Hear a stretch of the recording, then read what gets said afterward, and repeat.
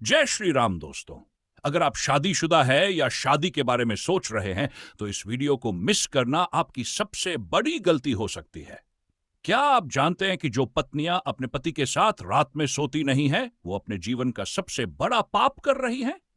ऐसी स्त्रियों को ना सिर्फ अपने पूरे जीवन भर पछताना पड़ता है बल्कि उनके जीवन में दुखों का सैलाब आ सकता है। क्या पति पत्नी का एक साथ सोना अनिवार्य है? क्या आप भी ऐसी गलती कर रहे हैं जो आपकी जिंदगी को बर्बाद कर सकती है? क्या आप जानना चाहते हैं कि ऐसी स्त्रियों को कौन सा पाप लगता है जो अपने पति को पास आने से रोकती है? इस वीडियो में हम एक रहस्यमय कथा के माध्यम से आपको वो सच बताएंगे जिसे जानकर आपके होश उड़ जाएंगे। ऐसी पत्नियां जो अपने पति को पास आने से रोकती है, उन्हें ऐसा दंड मिलता है जो उनकी जिंदगी बर्बाद कर देता है। तो दोस्तों, ये वीडियो उनके लिए है जो सच्चाई जानना चाहते हैं और खासकर उन पत्नियों के लिए जो अपने पति के करीब जाने से कतराती है। कहानी का अंत जानने के लिए वीडियो को पूरा देखें, क्योंकि जो जान आप यहां पाएंगे वो आपके रिश्ते को बचा सकता है और पापों से आपको मुक्त कर सकता है। अभी देखें, नहीं तो पछताने का समय भी नहीं मिलेगा। बहुत समय पहले एक छोटे से गांव में एक जोड़ा रहता था, सुमेर और राधा। सुमेर एक मेहनती किसान था जो दिन रात खेतों में काम करता था। राधा एक सुंदर और तेजस्वी महिला थी, परंतु उसका स्वभाव थोड़ा चिड़चिड़ा था। शादी के कुछ समय बाद राधा ने सुमेर के साथ सोने से बचना शुरू कर दिया। वह हमेशा बहाने बनाती और कहती, मुझे थकान है या मुझे आज अकेले सोने दो। सुमेर ने कुछ दिनों तक यह सब चुपचाप सहन किया, लेकिन धीरे धीरे उसके मन में सवाल उठने लगे। उसने गांव के बुजुर्गों से इस बारे में बात की तो उन्होंने उसे समझाया कि पति पत्नी का साथ में सोना न केवल रिश्ते को मजबूत करता है, बल्कि यह धार्मिक और सामाजिक दृष्टिकोण से भी जरूरी है। एक दिन गांव में एक संत का आगमन हुआ। लोग उनके पास अपने जीवन के सवाल लेकर जाते थे। सुमेर ने अपनी समस्या संत के सामने रखी। संत ने राधा को बुलाया और कहा, बेटी, क्या तुम जानती हो कि पति को दूर रखना कितना बड़ा पाप है? यह पाप तुम्हारे जीवन को केवल दुख और कष्ट से भर देगा। पति और पत्नी का साथ रहना केवल शारीरिक नहीं बल्कि आत्मिक और आध्यात्मिक जुड़ाव का प्रतीक है। राधा ने संत की बात को हल्के में लिया और कहा, यह सब पुराने जमाने की बातें हैं, मैं जैसे चाहूं वैसे जी सकती हूं। संत ने गहरी सांस ली और कहा, तुम्हारी यह सोच तुम्हारे जीवन को बर्बाद कर देगी। यदि पति पत्नी एक साथ नहीं सोते तो उनके रिश्ते में दरारें आ जाती हैं। यही नहीं, यह उनके पिछले कर्मों के फलों को भी नष्ट कर देता है। यदि तुमने अपनी आदत नहीं बदली तो जल्द ही तुम्हें इसके गंभीर परिणाम भुगतने होंगे। कुछ ही समय बाद राधा के जीवन में मुश्किलें आने लगीं। सुमेर धीरे धीरे उससे दूर होने लगा। उसका ध्यान खेतों के काम में भी कम हो गया और उनकी आर्थिक स्थिति खराब होने लगी। राधा की सेहत बिगड़ने लगी और उसे अजीब अजीब सपने आने लगे। एक रात उसने सपना देखा कि एक काली परछाई उसे चारों ओर से घेर रही है। वह परछाई जोर से चिल्ला रही थी, तुमने अपने पति को दूर रखा, तुम्हारे पाप तुम्हारा पीछा करेंगे। राधा ने डरकर अपनी आंखें खोली और देखा कि सुमेर उसके पास नहीं था। उस समय उसे संत की बात याद आई। अगले दिन राधा ने संत को ढूंढा और अपनी गलती स्वीकार की। उसने कहा, महाराज, मुझे अपनी गलती का एहसास हो गया है। मैं अपने पति को कभी दूर नहीं रखूंगी। कृपया मुझे इस पाप से मुक्ति का मार्ग दिखाएं। संत ने उसे उपाय बताया। हर रोज अपने पति के साथ बैठकर दिन का अनुभव साझा करो, उसे अपने पास आने दो और एक दूसरे के साथ समय बिताओ। साथ में पूजा करो और अपने रिश्ते को एक नई शुरुआत दो। राधा ने संत की बात मानी। धीरे धीरे उसकी जिंदगी में बदलाव आने लगा। सुमेर और राधा के बीच की दूरी खत्म हो गई, उनकी आर्थिक स्थिति सुधर गई और उनके रिश्ते में प्यार और विश्वास लौट आया। बहुत समय पहले एक छोटे से राज्य में राजा विजय नाम का एक महान शासक राज करता था। उसका राज्य खुशहाल था, लेकिन उसकी प्रजा के बीच कुछ समस्याएं थी। राजा ने देखा कि कई पति पत्नी के बीच झगड़े और दूरियां बढ़ती जा रही थी, जिससे उनका पारिवारिक जीवन प्रभावित हो रहा था। राजा ने अपने राजगुरु को बुलाया और पूछा, गुरुदेव, प्रजा में प्रेम और विश्वास बनाए रखने का क्या उपाय है? क्यों आजकल पति पत्नी के बीच इतने झगड़े और कटुता देखने को मिल रही है? राजगुरु ने मुस्कुराते हुए कहा, महाराज, ये समस्या नई नहीं है। मैं आपको एक कथा सुनाता हूं जो इस प्रश्न का उत्तर देगी। बहुत समय पहले एक जंगल के किनारे सिंधु नगरी नामक एक गांव था। वहां के राजा कीर्ति का राज्य प्रजा की भलाई के लिए प्रसिद्ध था। उसी गांव में एक लकड़हारा धनराज अपनी पत्नी शारदा के साथ रहता था। धनराज दिन भर मेहनत करता और लकड़ी बेचकर अपना जीवन यापन करता। शारदा एक सुंदर और बुद्धिमान महिला थी, लेकिन धीरे धीरे वह अपने पति से कटने लगी। रात को जब धनराज थका हारा घर लौटता, शारदा अक्सर कोई बहाना बनाकर उससे अलग सोने की जिद करती। वह कहती, तुम्हारी गंध से मुझे नींद नहीं आती, मैं अकेले ही सोऊंगी। धनराज को बुरा तो लगता, लेकिन वह अपनी पत्नी की इच्छा का सम्मान करता। एक दिन गांव में एक जानी साधु आचार्य सोमदेव आए। उनकी ख्याति दूर दूर तक फैली हुई थी। लोग अपनी समस्याओं के समाधान के लिए उनके पास जाते थे। धनराज ने भी अपनी समस्या उनके सामने रखी। आचार्य ने शारदा को बुलाया और कहा, बेटी, पति पत्नी का रिश्ता संसार में सबसे पवित्र होता है। यह रिश्ता केवल शारीरिक जुड़ाव नहीं, बल्कि आत्माओं का मिलन है। क्या तुम जानती हो कि जो स्त्री अपने पति से दूरी बनाती है, वह न केवल अपने जीवन को कष्टमय बनाती है, बल्कि अपने अगले जन्मों में भी इसका दंड भुगतती है? शारदा ने कहा, गुरुदेव, मैं तो अपने पति से प्रेम करती हूं, लेकिन क्या साथ सोना इतना अनिवार्य है? क्या इसमें कोई पाप और पुण्य की बात है? आचार्य ने गंभीरता से कहा, बेटी, मैं तुम्हें एक कथा सुनाता हूं। इसे सुनने के बाद तुम्हें अपने प्रश्न का उत्तर स्वयं मिल जाएगा। जंगल में एक बार सारस और सारसी का जोड़ा रहता था। वे दोनों मिलकर घोंसला बनाते, भोजन ढूंढते और एक दूसरे का सहारा बनते थे। एक दिन सारसी ने सोचा, मैं हमेशा अपने साथी के साथ क्यों रहूं? मुझे अपनी स्वतंत्रता चाहिए। वह सारस से दूर रहने लगी। सारस ने उसे समझाने की कोशिश की, लेकिन सारसी ने उसकी बात को अनसुना कर दिया। कुछ ही दिनों बाद जंगल में लोमड़ी की नजर उस घोंसले पर पड़ी। उसने सोचा, यदि ये दोनों साथ होते तो मैं इनसे बचने की योजना नहीं बना पाती, लेकिन अब ये अलग अलग रहते हैं तो इनका अंत करना आसान है। एक रात जब सारस अकेला सो रहा था, लोमड़ी ने उस पर हमला कर दिया। सारसी जब वापस लौटी तो उसने अपने साथी को घायल पाया। उसे अपनी गलती का एहसास हुआ, लेकिन तब तक बहुत देर हो चुकी थी। यदि तुम मेरे साथ रहती तो शायद यह सब न होता। हमारा एक होना ही हमारी ताकत थी। आचार्य सोमदेव ने कथा समाप्त कर कहा, बेटी, पति पत्नी का रिश्ता भी ऐसा ही है। जब वे एक दूसरे के साथ रहते हैं तो वे न केवल बाहरी खतरों से सुरक्षित रहते हैं, बल्कि उनके बीच का प्रेम और विश्वास उन्हें हर मुश्किल से लड़ने की ताकत देता है। शारदा को अपनी गलती का एहसास हुआ। उसने धनराज से माफी मांगी और वादा किया कि वह अब से उसे कभी दूर नहीं करेगी। दोस्तों, एक और अन्य कहानी जानते हैं, इसके बाद हम उससे जुड़े पापों के बारे में चर्चा करेंगे। मिथिला नगरी के पास एक छोटे से राज्य सिद्धपुर में राजकुमार ऋतुदेव अपनी पत्नी सत्यवती के साथ रहते थे। ऋतुदेव जितने पराक्रमी थे, सत्यवती उतनी ही सुंदर और विद्वान थीं।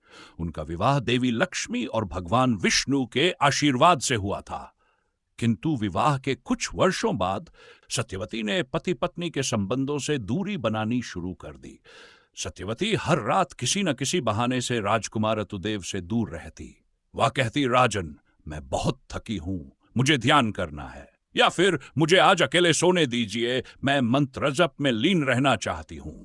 ऋतुदेव को यह व्यवहार असामान्य प्रतीत हुआ। उन्होंने अपने गुरु मुनि वशिष्ठ से इस विषय पर चर्चा की। गुरु की चेतावनी। मुनि वशिष्ठ ने कहा, राजन, पति और पत्नी का संबंध केवल धर्म का पालन नहीं है, यह स्वयं सृष्टि के संतुलन का आधार है। यदि इस संबंध में दूरी आती है तो केवल वैवाहिक जीवन ही नहीं, बल्कि जीवन के अन्य आयाम भी प्रभावित होते हैं। सत्यवती को समझाइए, यह दूरी अनर्थ का कारण बन सकती है। सत्यवती का तर्क। जब ऋतुदेव ने सत्यवती से इस विषय पर बात की तो उसने कहा, राज, क्या साथ सोना इतना आवश्यक है? मैं अपने ध्यान और साधना में अधिक रुचि रखती हूं। यह सांसारिक बंधन मुझे मेरी आध्यात्मिक प्रगति में बाधा लगते हैं। ऋतुदेव ने उसे समझाने का प्रयास किया। देवी, पति पत्नी का साथ केवल शरीर का नहीं, बल्कि आत्मा का मिलन है। यह धर्म और कर्म का साचा कर्तव्य है। किंतु सत्यवती अपनी बात पर अडिग रही। पौराणिक हस्तक्षेप। इस स्थिति से चिंतित ऋतुदेव ने भगवान विष्णु का ध्यान किया। भगवान ने प्रकट होकर कहा, हे ऋतुदेव, यह समस्या केवल तुम्हारी नहीं है। जब कोई पत्नी अपने पति से दूर होती है और उसे अस्वीकार करती है तो यह उसके जीवन और कर्मफल पर भारी पड़ता है। मैं तुम्हें एक पुरानी कथा सुनाता हूं जिससे तुम्हें सत्य का बोध होगा। पुरानी कथा। बहुत समय पहले सत्यलोक में एक ऋषि शरदवान रहते थे। उनके पास हर तप और योग की शक्ति थी। उनकी पत्नी सुहासिनी उनसे प्रेम तो करती थी, लेकिन उनके साथ समय बिताने से कतराती थी। वह सोचती थी कि सांसारिक जीवन में लिप्त होने से उसकी आध्यात्मिक उन्नति रुक जाएगी। ऋषि ने उसे कई बार समझाया, लेकिन वह हमेशा दूर रहती।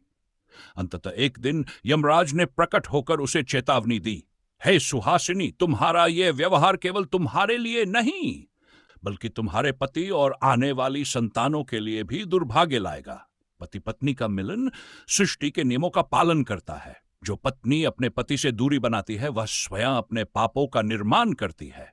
सुहासिनी ने इस चेतावनी को नजरअंदाज कर दिया। कुछ समय बाद उसके पति की तपस्या भंग हो गई और वह सभी अद्धियों सिद्धियों को खो बैठे। उनके वंश में भी कोई संतान नहीं हो पाई और उनकी आत्मा को मुक्ति का मार्ग नहीं मिल सका।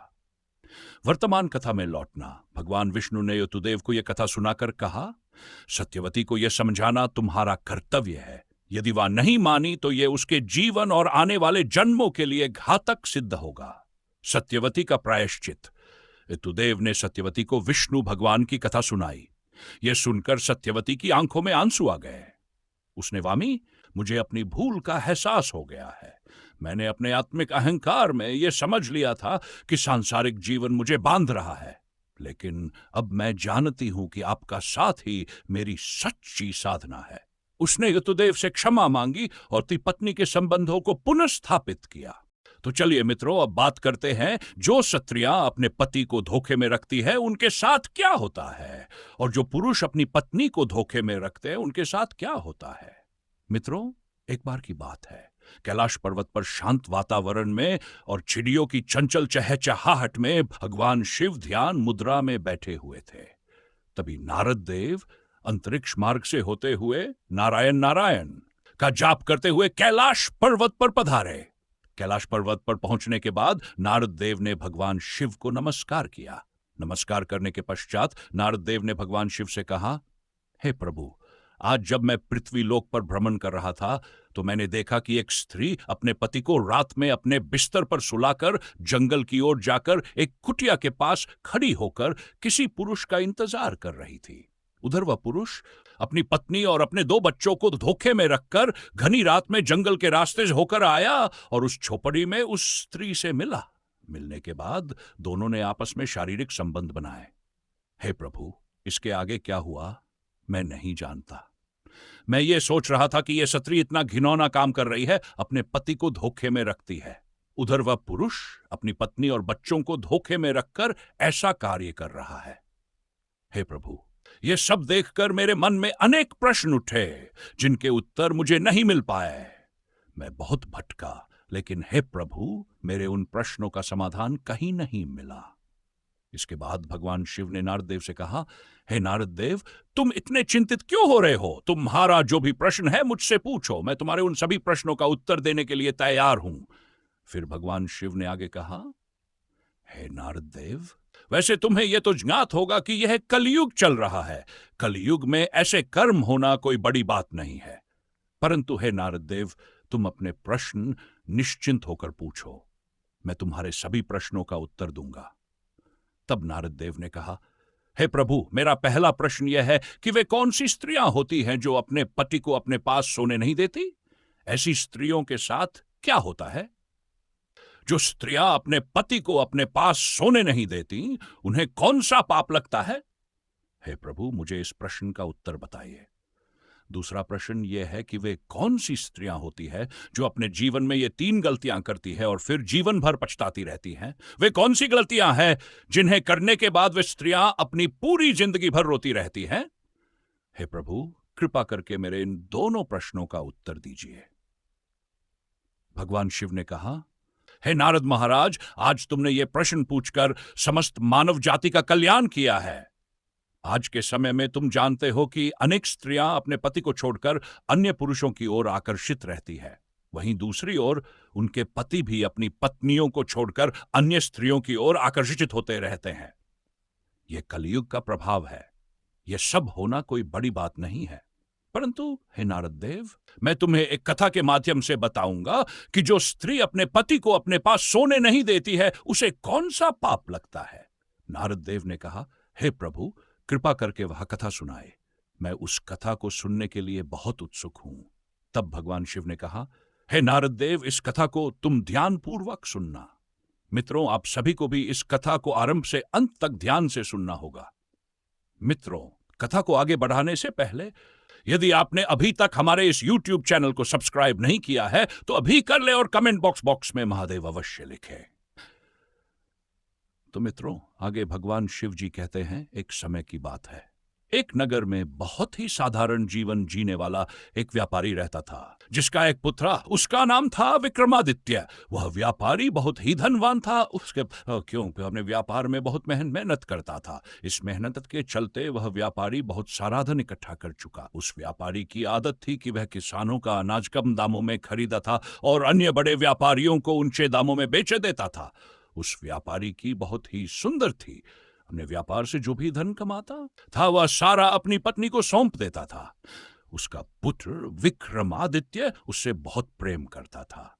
व्यापारी ने अपने पुत्र को बहुत ज्यादा आजादी और छूट दे रखी थी। जो भी करना चाहता था उसे करने की अनुमति थी। इस अधिक आजादी के चलते विक्रमादित्य गलत संगत में पड़ गया और बर्बाद हो गया। कहते हैं, अधिक आजादी से या तो इंसान बनता है या बिगड़ जाता है। विक्रमादित्य के मामले में वह बिगड़ गया। वह गलत लोगों के साथ रहने लगा और गलत रास्तों पर चल पड़ा। वह जुआ खेलने लगा और अपने पिता का धन जुए में उड़ाने लगा। वह अपनी मां से झूठ बोलकर धन ले जाया करता था और जुए में हार जाया करता था। इसके अलावा वह अपनी काम वासना को शांत करने के लिए वेश्याओं के पास जाने लगा। एक दिन व्यापारी को खबर मिली कि उसका पुत्र वेश्याओं के पास जाता है, नशा करता है और जुआ खेलता है। तो यह जानकर व्यापारी परेशान हो गया। उसने सोचा, अब इसका खर्चा बहुत बढ़ गया है, मुझे इसका उपाय करना होगा। व्यापारी ने निर्णय लिया कि अब अपने पुत्र का विवाह कर देगा। उसने एक धनवान सेठ की बेटी से विक्रमादित्य का रिश्ता तय कर दिया। विक्रमादित्य की पत्नी का नाम मोहिनी था। मोहिनी अत्यंत सुंदर, गुणवान और अच्छे स्वभाव की स्त्री थी। विवाह के बाद विक्रमादित्य वेश्याओं को भूल गया और घर में ही रहने लगा। कुछ समय बाद विक्रमादित्य के माता पिता वृद्ध हो गए और एक दिन उनका निधन हो गया। उनकी मृत्यु के बाद विक्रमादित्य फिर से जुआ खेलने लगा और अपनी सारी संपत्ति हार गया। अब विक्रमादित्य के पास न धन था न कोई हुनर। उसकी पत्नी मोहिनी ने कहा, मी, अब तो हमारे पास खाने के लिए भी कुछ नहीं बचा है। आप राजा के पास जाकर कोई नौकरी ढूंढिए ताकि हम दोनों का गुजारा चल सके। भगवान शिव जी आगे कहते हैं, हे नारद देव, अगर कोई व्यक्ति राजा के पास नौकरी मांगने जाता है तो राजा उससे पूछता है कि वह क्या कर सकता है। अगर उसके पास कोई हुनर या ज्ञान होता है तो उसे नौकरी मिल जाती है। लेकिन विक्रमादित्य के पास न कोई गुण था, न ज्ञान, न धन और न ही कोई हुनर। वह अपने जीवन के ऐसे मोड़ पर पहुंच चुका था जहां उसे केवल पछतावा ही हो रहा था। विक्रमादित्य के एक पुत्र और एक पुत्री थे।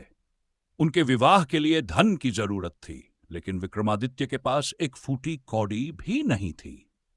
एक दिन विक्रमादित्य अपनी काम वासना के भाव से अपनी पत्नी के पास, उसकी पत्नी ने कहा, हे स्वामी, इस संसार में सबसे बड़ा सुख काम वासना ही नहीं है, बल्कि जरूरतमंदों की मदद करना भी सबसे बड़ा सुख है। जो लोग काम वासना के चक्कर में अंधे हो जाते हैं वे बर्बाद हो जाते हैं। अब मैं आपको 3 गलतियां बताने जा रही हूं, इन्हें बहुत ध्यान से सुनिए। मनुष्य ये 3 गलतियां अक्सर करता है। कुछ लोग अनजाने में करते हैं और कुछ जानबूझकर। लेकिन जो लोग ये गलतियां करते हैं वे बाद में पूरी तरह से बर्बाद हो जाते हैं। सबसे पहली गलती यह है, जो अपने जीवन के शुरुआती दिनों में अच्छी शिक्षा और हुनर नहीं सीखते हैं तो अपने जीवन और करियर में कई तरह की दिक्कतों का सामना करते हैं। आपकी यही गलती को जीवन भर परेशान कर सकती है। दूसरी गलती यह है, कार्यों को टालने की आदत। अगर आप अपने जवानी के दिनों में किसी भी काम को करने में आनाकानी करते हैं और उस समय का सही तरीके से इस्तेमाल नहीं करते हैं तो ऐसा होने की वजह से आगे चलकर आपको अपने लक्ष्य को हासिल करने में काफी परेशानी हो सकती है।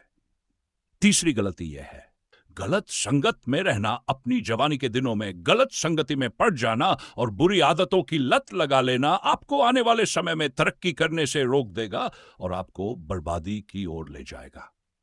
और सबसे जरूरी बात यह है, सेहत का ध्यान ना रखना। अगर आप जवानी के दिनों में अपनी शारीरिक और मानसिक सेहत का ध्यान नहीं रखते हैं तो आगे चलकर आपको कई तरह की बीमारियां हो सकती है। इसलिए अपनी सेहत का विशेष ध्यान रखना अति आवश्यक होता है। विक्रमादित्य की पत्नी विक्रमादित्य से आगे कहती है, हे स्वामी, तुमने तो अपने जीवन की शुरुआत ही गलत तरीके से कर ली, इसीलिए आज हम लोगों को इस तरह की दिक्कतों का सामना करना पड़ रहा है। अब मैं तुम्हारे साथ काम क्रीड़ा नहीं करना चाहती हूं, तुम्हारे साथ न सोना चाहती हूं और नहीं सुलाना चाहती हूं। अब हम दोनों की उम्र भी आधी से ऊपर हो गई है।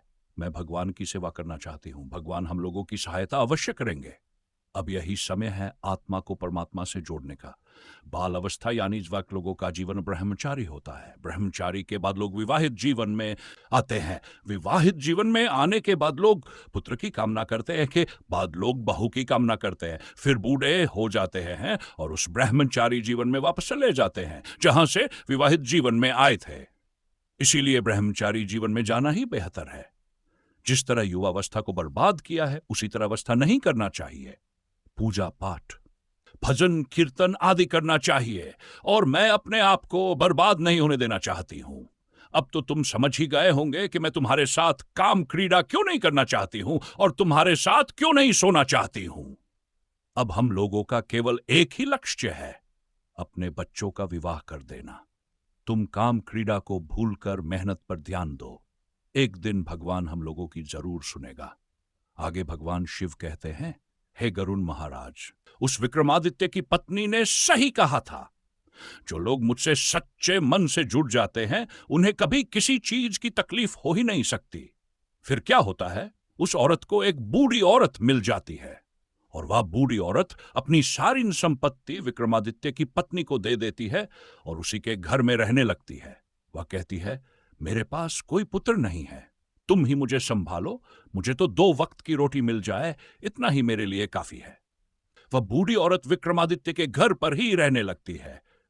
विक्रमादित्य ने अपने दोनों लड़कों का विवाह भी कर दिया और हंसी खुशी से पूरे परिवार में रहने लगा।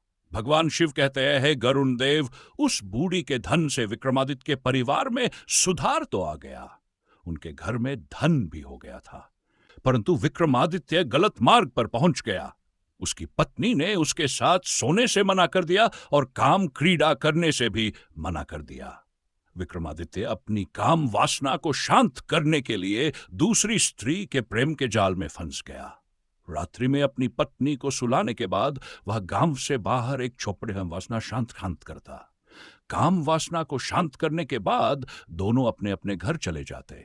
भगवान शिव कहते हैं, हे गरुण देव, मेरा मतलब यह है कि स्त्री को ऐसा नहीं करना चाहिए, एकदम से अपने पति का त्याग नहीं करना चाहिए, क्योंकि जो स्त्री एकदम से अपने पति के साथ सोना छोड़ देती है और काम क्रीड़ा करना बंद कर देती है, उसका पति गलत रास्ते पर चला ही जाता है। पति को धीरे धीरे सही रास्ते पर लाना चाहिए। अब मैं स्त्रियों के लिए 3 महत्वपूर्ण बातें बताता हूं। 1, स्त्री को अपने पति के साथ रात्रि में विश्राम करना बंद नहीं करना चाहिए। स्त्री को अपने पति के साथ काम क्रीड़ा करना भी बंद नहीं करना चाहिए। यदि पति काम वासना में अधिक लिप्त है तो उसे धीरे धीरे सही मार्ग पर लाना चाहिए। अच्छी भगवत चर्चा और सत्संग के माध्यम से पति की दूषित बुद्धि में सुधार लाया जा सकता है। पति पत्नी का जीवन तभी सफल होता है जब दोनों मिलकर जीवन रूपी गाड़ी के 2 पहियों की तरह सही मार्ग पर चलते हैं। तो मित्रों, आप सभी को यह कथा कैसी लगी कमेंट बॉक्स में जरूर बताएं। अगर आपको यह कथा पसंद आई तो वीडियो को लाइक करें और चैनल को सब्सक्राइब करना न भूलें। धन्यवाद।